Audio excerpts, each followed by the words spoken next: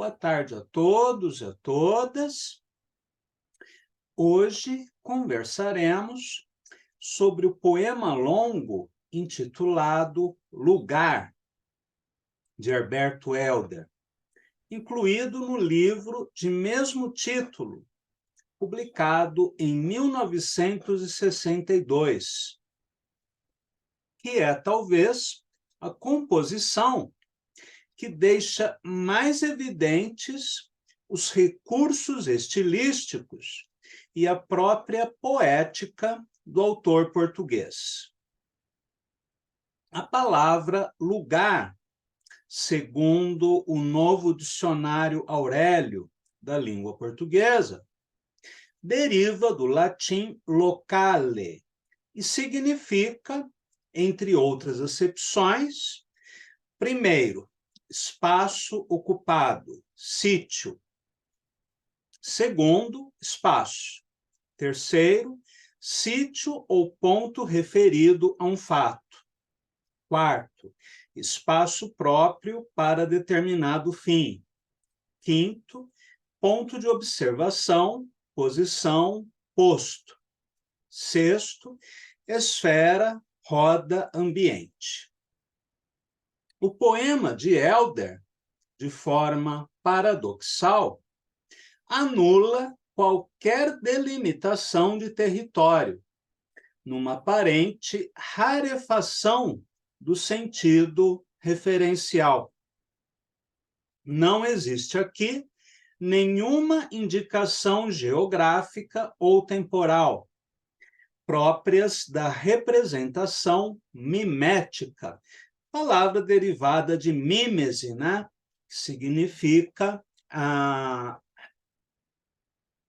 imitação da natureza, segundo Aristóteles.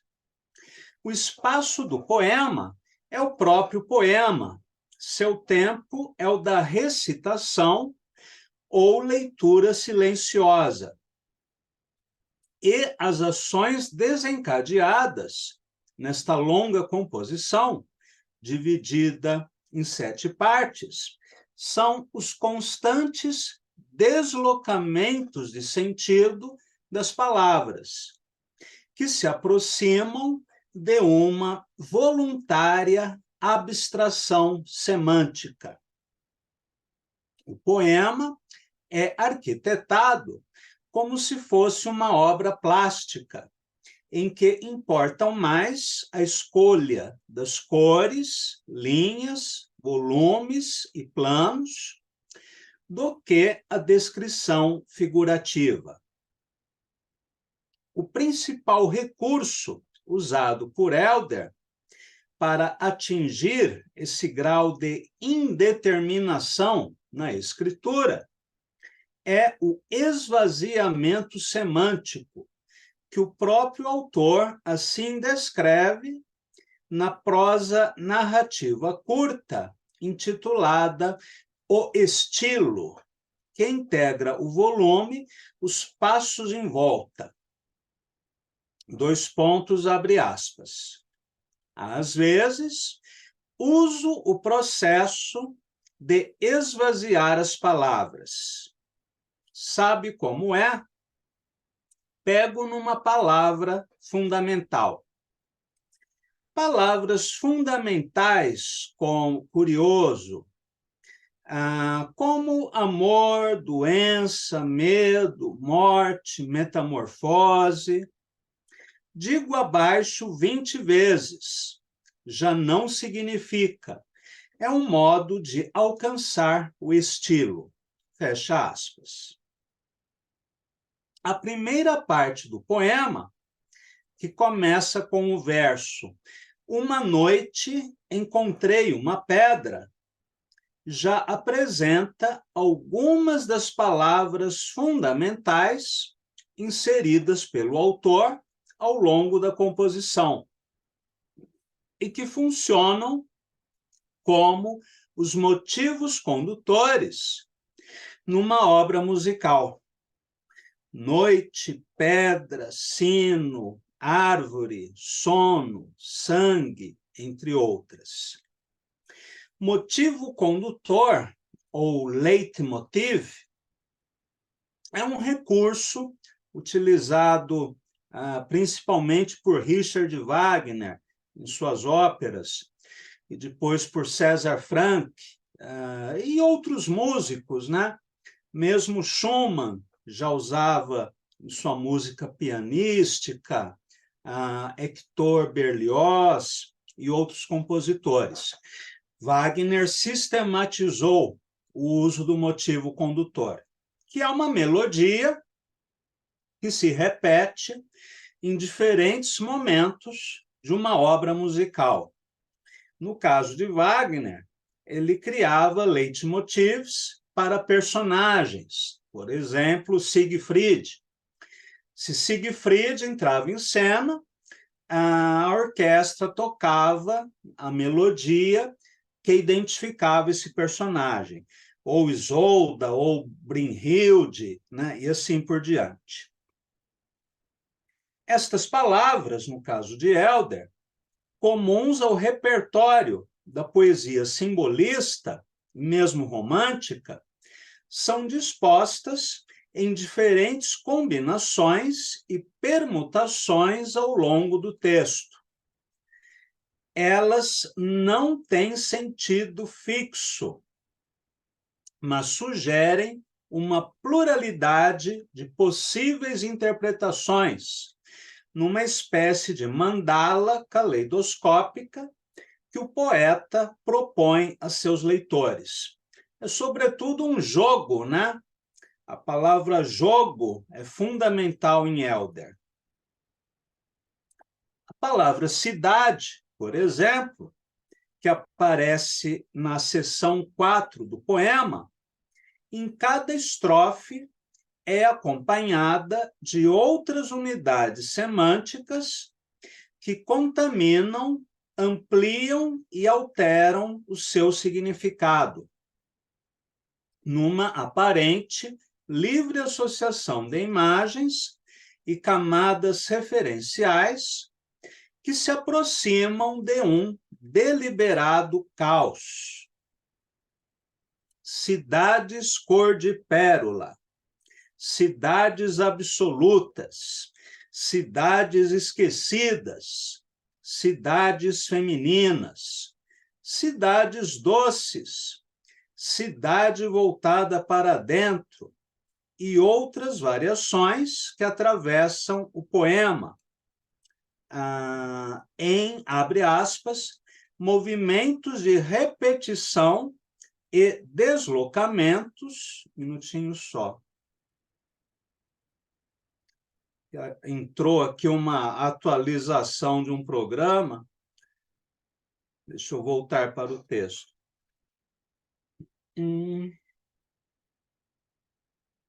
E outras variações que atravessam o poema em, abre aspas, movimentos de repetição e deslocamento que delimitam uma zona ou fronteira simbólica que nos permite restabelecer, ainda que provisoriamente, uma nova ordem do mundo, fecha aspas. Nas palavras de Lilian Jacotto, em ensaio publicado sobre a máquina lírica de Helder, no livro Soldado ao Laço das Constelações, Herberto Helder, que é o melhor livro de ensaios sobre Helder, já publicado no Brasil, pela Lume Editor. Há um outro livro que se chama A Palavra Rubra, né, em Herberto Helder, que agora me foge o nome da autora. Mas há pouca bibliografia publicada no Brasil sobre ele. Eu conheço estes dois livros apenas. Ou seja, as palavras fundamentais na poesia de Helder criam um novo lugar semântico, abre aspas de novo, rebatizando seus elementos e atribuindo-lhes novas e sempre outras funções, fecha aspas, ponto. É uma continuação do mesmo texto da Lilian Jacotto. A combinação e permutação de elementos, algo próprio do barroco, assim como a criação de novos conteúdos ou imagens no mundo, são operações de uma lógica distinta daquela da invenção mimética tradicional, em que o discurso poético desenha cenários perceptíveis pelos 5 sentidos. Na poesia de Helder, vigora uma lei da metamorfose, que o próprio poeta cita em Teoria das Cores. Fábula breve, que também integra o volume Os Passos em Volta, o único volume de contos que Helder publicou. A história é bem conhecida.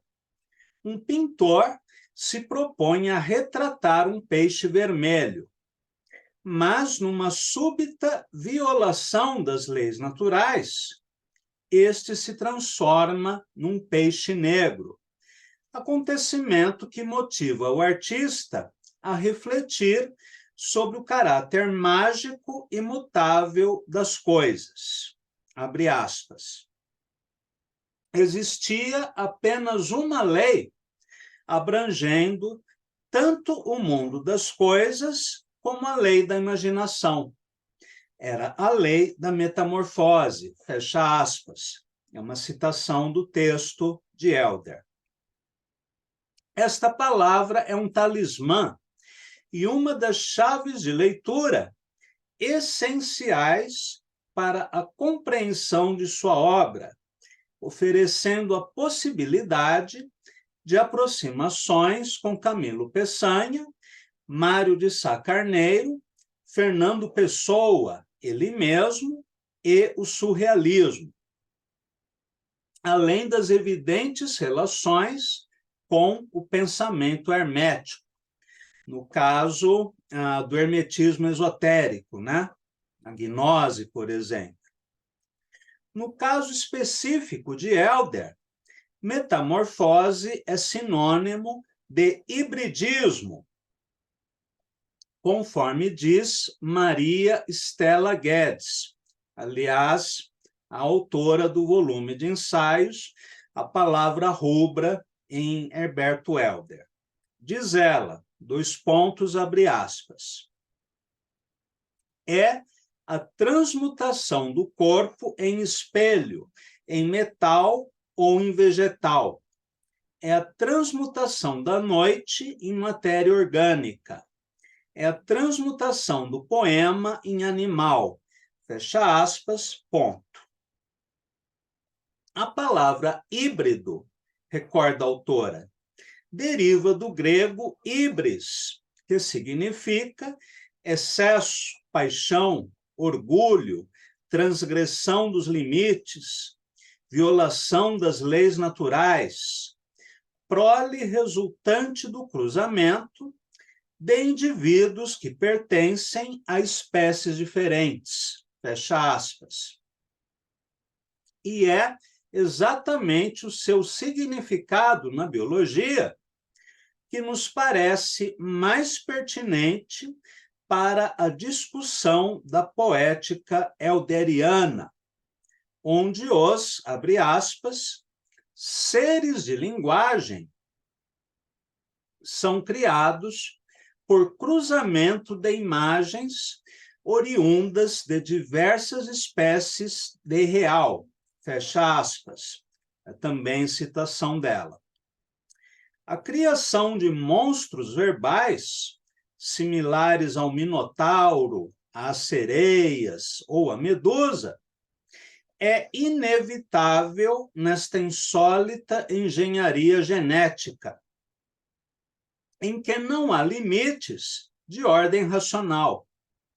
O poeta trabalha com a, abre aspas, impossibilidade natural absoluta, nem a cobra é raiz, nem a rosa tem guelras.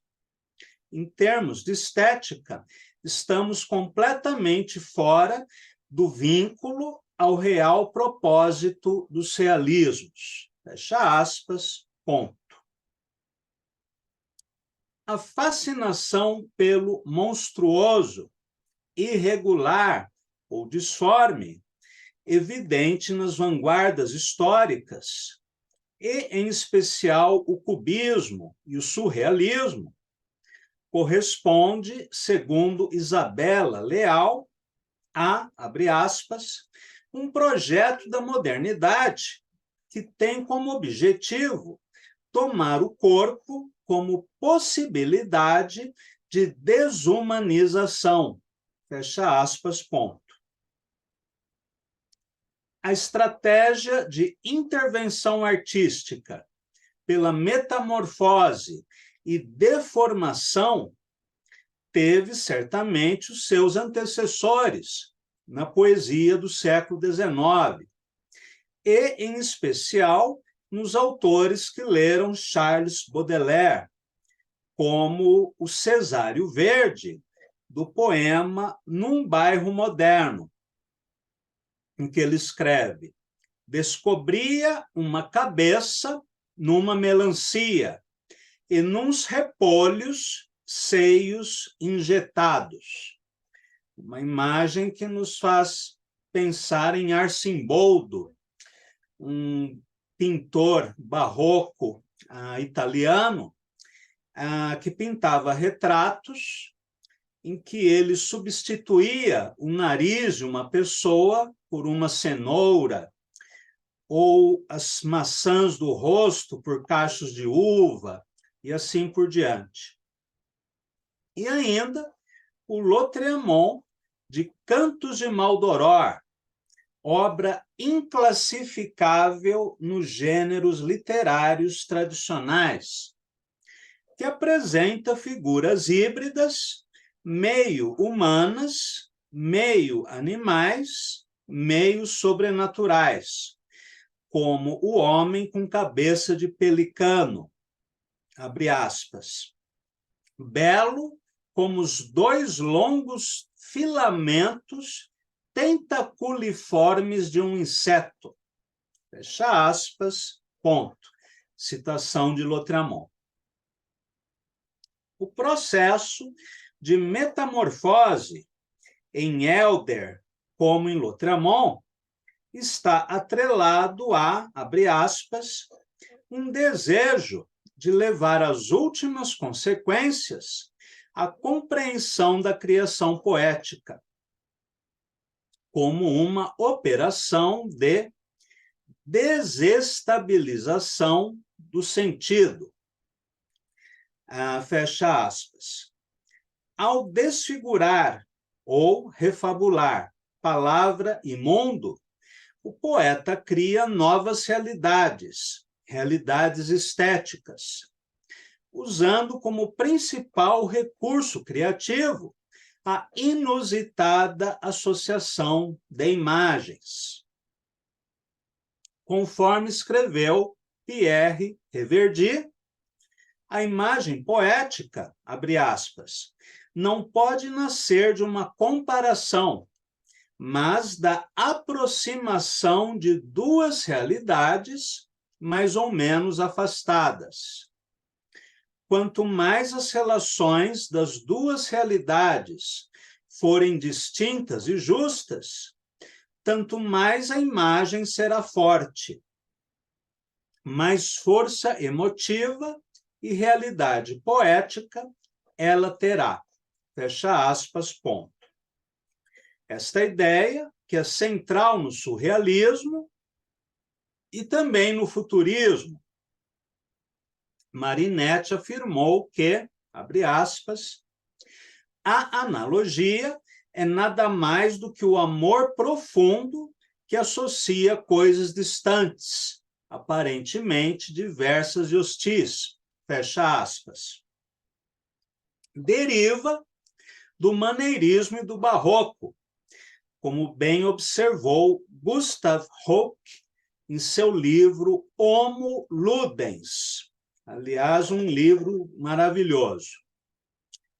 A lírica transtornada de Herberto Helder pertence a essa estranha família composta de artistas e poetas, para quem, abre aspas, o que importa não é a representação da realidade, mas sim a criação de uma realidade nova, que se produz através de uma transfiguração dos objetos, da perda de seu sentido usual.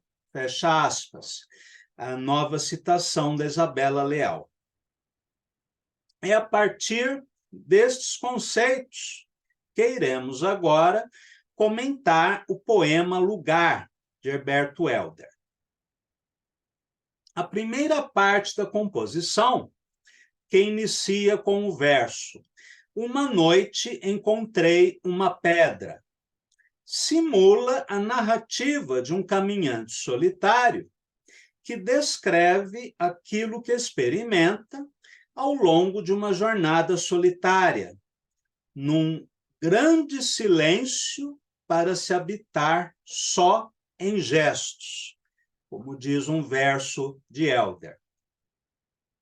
Porém, ao contrário do narrador de O Sentimento de um Ocidental, de Cesário Verde, este sujeito, que nunca é nomeado, não observa edifícios, chaminés, a via férrea, carpinteiros, mas encontra objetos de contorno e substância imprecisos, submetidos a constantes metamorfoses, como esta pedra encontrada no meio do caminho, ora verde, ora azul. Diz Helder: uma pedra sem folhas, um sino sem pensamento, que irá percorrer todas as seções do poema, não raro em situações contrárias à lógica natural. Às mulheres amadas darei as pedras voantes. Quando eu li esse verso a primeira vez, eu pensei que ele iria tacar uma pedrada na cabeça das amantes. A abstração da paisagem é realçada pelo uso arbitrário de adjetivos, fora de qualquer acepção dicionarizada, como flor hipnotizada, abstrata violência, viola tenazmente taciturna, e de pronomes indefinidos, em construções como alguma coisa dessas coisas da imobilidade, alguma coisa subida de raízes mais milagrosas, e algo não levantado inteiramente da obscuridade. Nas nossas oficinas, nós já comentamos que é sempre bom evitar adjetivos, a menos que o adjetivo tenha uma função precisa de qualificar o substantivo, ou ainda quando esse adjetivo atribuir uma qualidade particular, né? A outra possibilidade é quando o adjetivo é usado pela força retórica. No caso, Helder usa o adjetivo para criar coisas que não existem, como essa viola taciturna, o que também é uma maneira interessante de se usar o adjetivo. Também falamos na última oficina que os artigos definidos ou indefinidos devem ser usados quando estritamente necessários. Aqui, por exemplo, não há uma necessidade objetiva, né, mas há essa alquimia, essa metamorfose, essa vontade de criar coisas inexistentes à nossa volta. Pois bem, o enigma, o paradoxo, a ambiguidade, são os gênios tutelares dessa escritura, onde, de modo similar ao princípio malarmiano, não importa pintar a coisa, mas o efeito que ela produz, que será eficiente na medida de sua fluidez, imprecisão e pluralidade de rotas de leitura.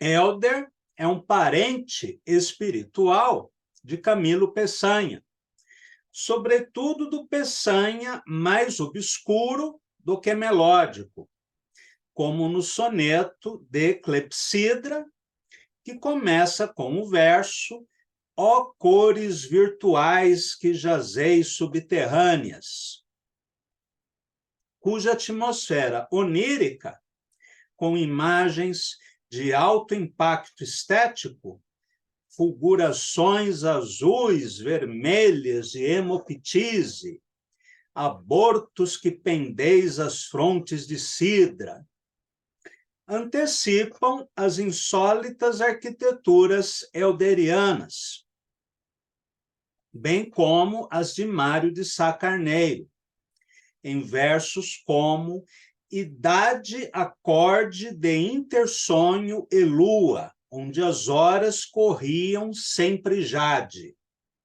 do poema Distante Melodia, do livro Indícios de Ouro.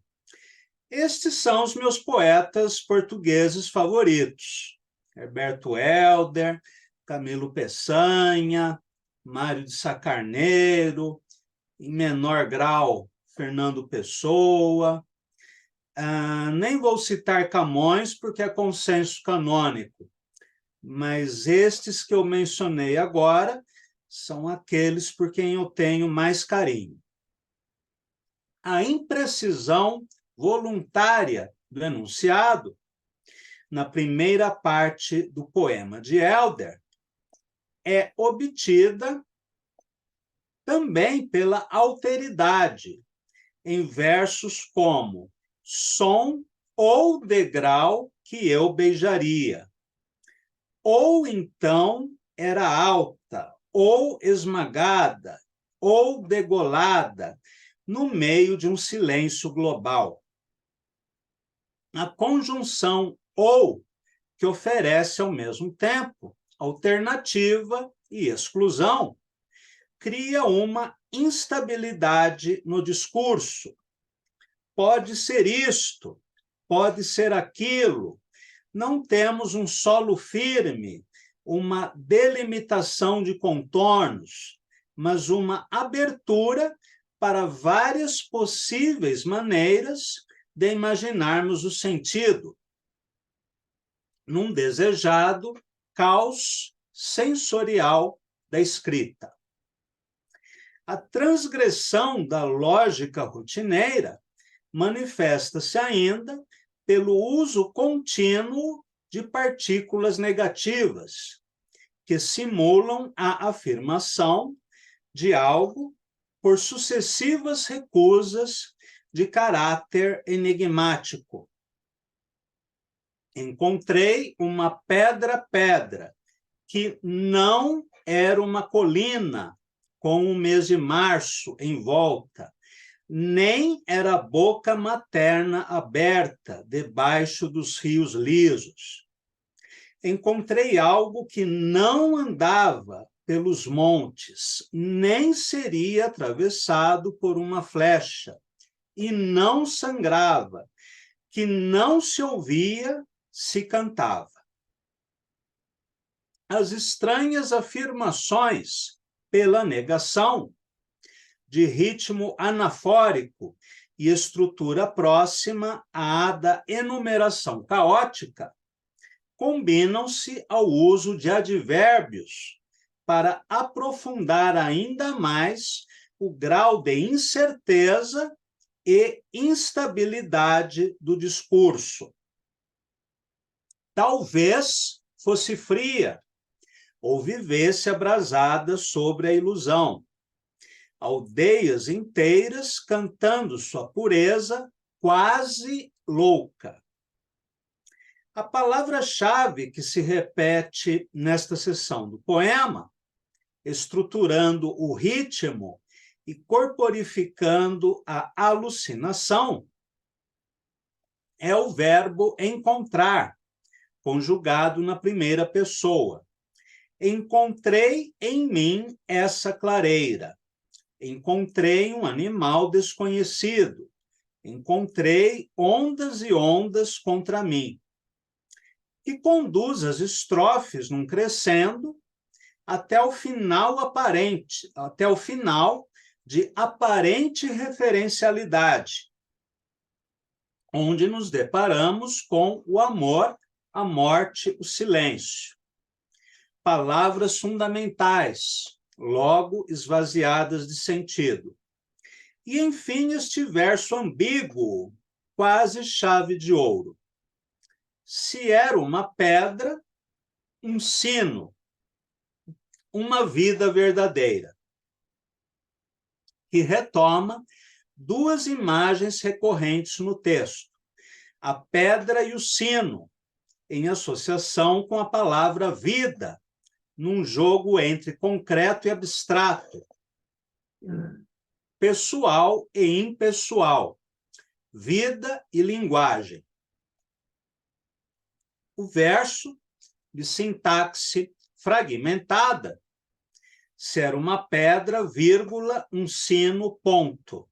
Uma vida verdadeira, ponto. Pode ser lido de várias maneiras. Por exemplo, a partir da hipótese de ocultamento da conjunção. Se era uma pedra ou um sino, ou uma vida verdadeira, que numa leitura superficial indicaria uma relação antitética entre existência e representação, natureza e artifício.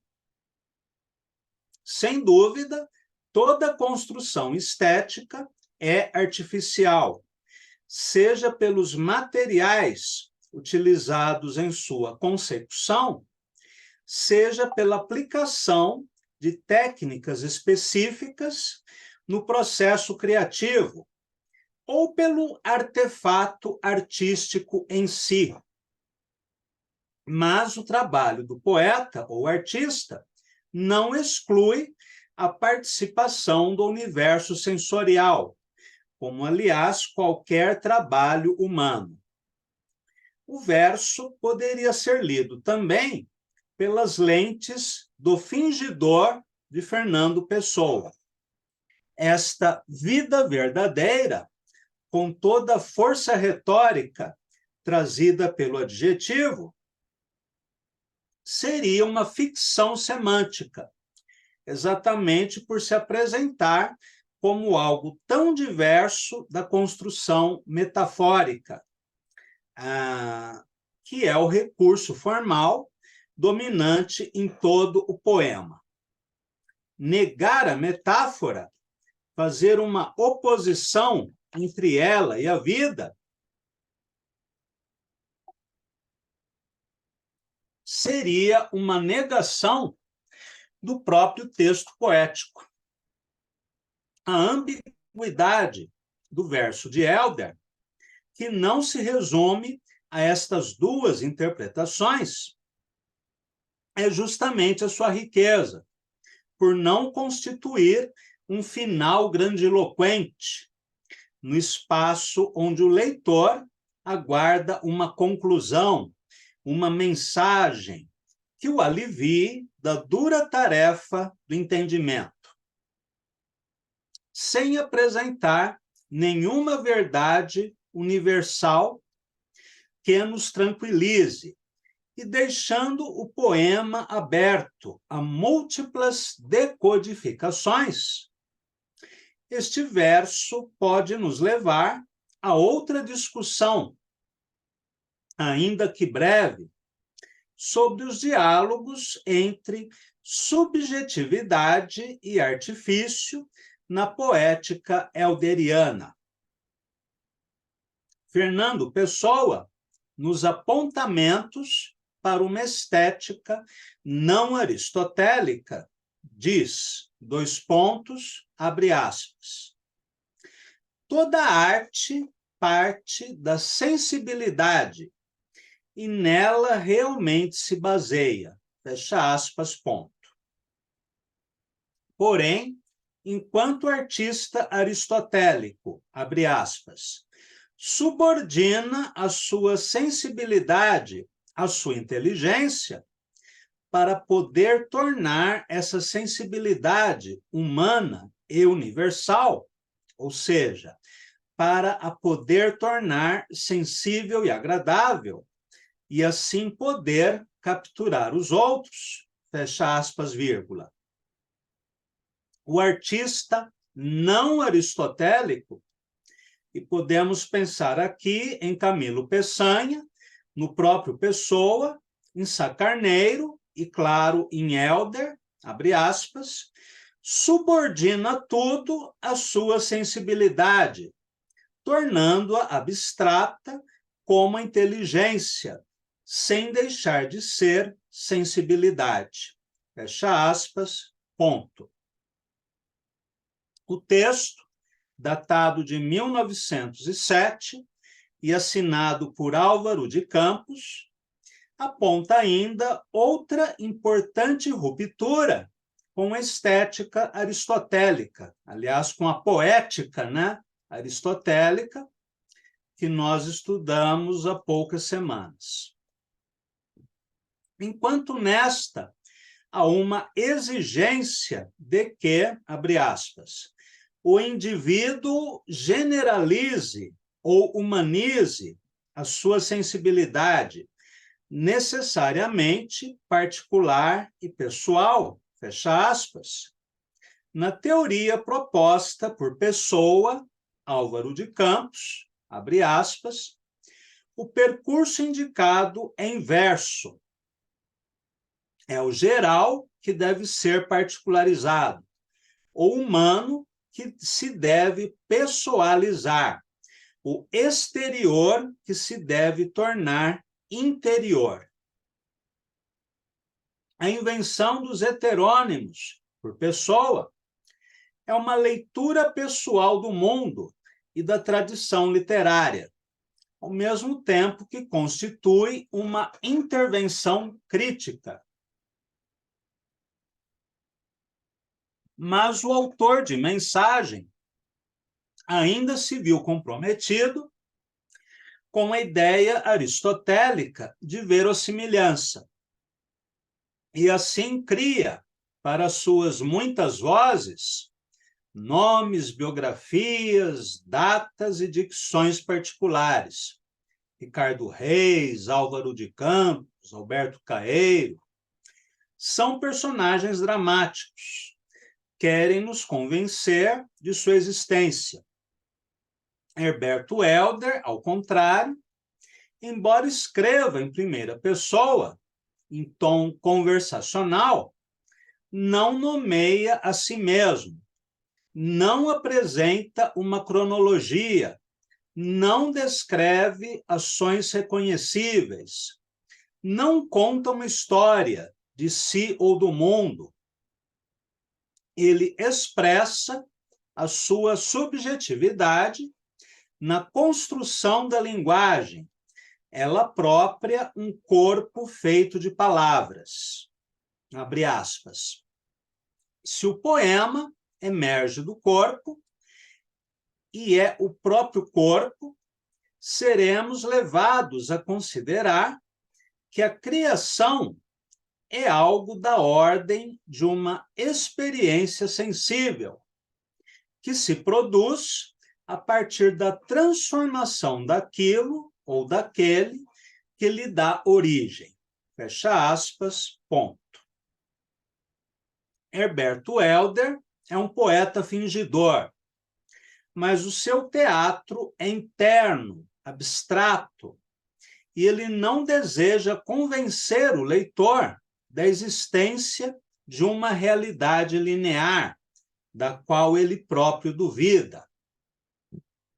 O eu lírico, que aparece em seus poemas, é um narrador cético, que faz do próprio poema a sua biografia, artesanato e lugar imaginativo. Muito bem. Este é o conteúdo que eu preparei para vocês hoje. E semana que vem falaremos mais um pouquinho sobre Herberto Helder. Agradeço a todos e a todas e até lá!